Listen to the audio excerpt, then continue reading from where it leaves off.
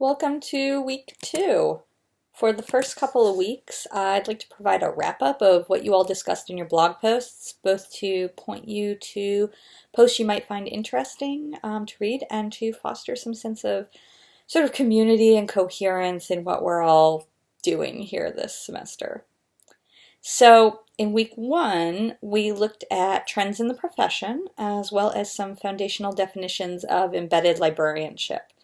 I really enjoyed reading all of your insights about embedded librarianship. There were really no right or wrong answers about the questions I asked this week, nor really anything in this class, because everything is so context dependent. What's a good fit at one library might work terribly at another. I also would not be surprised if your thinking doesn't evolve over the course of the term as you read about services that worked as well as services that didn't at some libraries. I always like to include some of those failure case studies because that failure is a great teacher. So on to your posts. Liz noticed that there's no real definition of what it means to become embedded, and I'd say that she's spot on there. I think a lot of people tend to define being embedded as being embedded in a single online class throughout a term or co-teaching, but it can be a lot of lower touch and more sustainable activities that enrich our relationships with students and faculty. Liz also wrote about how embedded librarianship allows us to meet students where they are and forge more personalized and meaningful relationships with them. Jenny also wrote about how embedded librarianship is largely focused on outreach and, again, meeting students where they are, and that it really breaks down the barriers for patrons to utilize library services. Tyler wrote about his frustrations that librarians are not more involved in supporting classes and in the life of the campus, and that embedded librarianship might be the answer to both of those problems. You'll often find that we talk about embedded librarianship in terms of other units' agendas and goals, so it can be easy to see librarians as just being sort of at your service to faculty and students instead of asserting their own expertise. But I like that Cheryl said that the embedded librarian, quote, will place librarians in positions where they will have more opportunities to demonstrate their knowledge, skill, and value to their communities, end quote.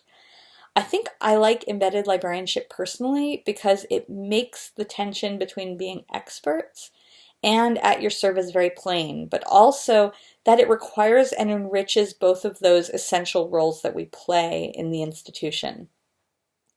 Sophia wrote about how embedded librarianship might be the next evolution of our constantly changing profession, and talked about how she and others are working towards being more embedded in the curriculum in K-12 libraries. Peter also saw embedded librarianships as a natural evolution of library work in light of the changing trends in library usage. He also wrote about his work at the very renowned Howard County Public Library System, which is well known for being amazingly entrepreneurial and embedded in their community organizations like schools, hospitals, etc. Sarah wrote about what she saw the librarians at Cal State Sacramento doing to embed the library into the curriculum and the college community during her practicum. And she saw the fruits of those labors and how well used the library was, even during the summer, which is definitely an achievement at most libraries. John expressed skepticism about the value of leaving the library to serve our patrons. Katie found herself wondering when she read the readings, don't we already do most of these things? And I think that's a fair point. Libraries have been evolving towards embedded librarianship for a long time, some more than others though. But I think many libraries, particularly when it comes to their instructional role, are more in a reactive mode, accepting instruction requests from faculty rather than being intentional about where information literacy would be best embedded in the curriculum. Katie also wrote about the importance of outreach and not just resting on an if you build it, they will come attitude. I think most librarians have experienced something close to the anecdote she shares on her blog about student library ignorance, which is always a very frustrating and illuminating experience.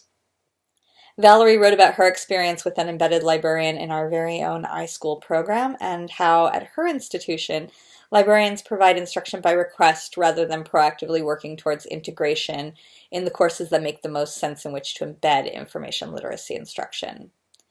Anne-Marie wrote about how she sees libraries through a student services lens and values the instructional role of the librarian within the curriculum to support student skill development, especially early in their college careers. Lauren wrote about her frustration with the idea of one-shot library instruction because it's not nearly enough to make students information literate. I often use the inoculation analogy. Some faculty, they think they can bring their students in for their one shot, and then they'll have everything they need to be expert researchers. What I've really appreciated about the new ACRL framework is that it supports the notion that we librarians can't do this alone, and that librarians and disciplinary faculty must partner to support student information literacy skill development. Meredith McCain talked about how all the work she's done in moving her teaching toward the cross-disciplinary learning required in Common Core is very similar to embedded librarianship. Christian also talked about integrative learning.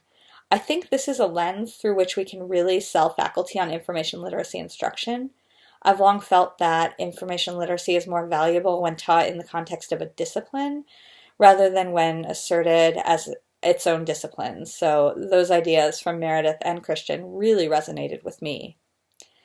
I also like what Meredith McCain said about how a lot of what she's learning in classes not geared towards youth are really relevant to her experiences in elementary education.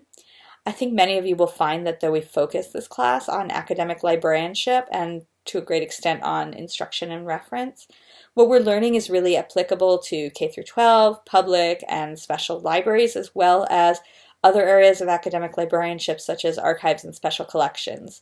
So if your ultimate career goal doesn't include being a reference and instruction librarian at an academic library, there's still a lot you can apply from what you're learning in this class to your own context. Also know that you're able to do your environmental scan and final project on a public or K through 12 or special library. Just email me to check in about what you're thinking about. This week we're going to be looking at needs assessment, both through better understanding our users and through better understanding the larger organizations in which our libraries or instructional units function.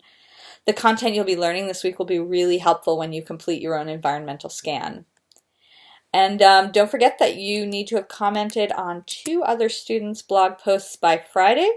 Otherwise, I hope you have a great week and enjoy what you're learning this week. Take care.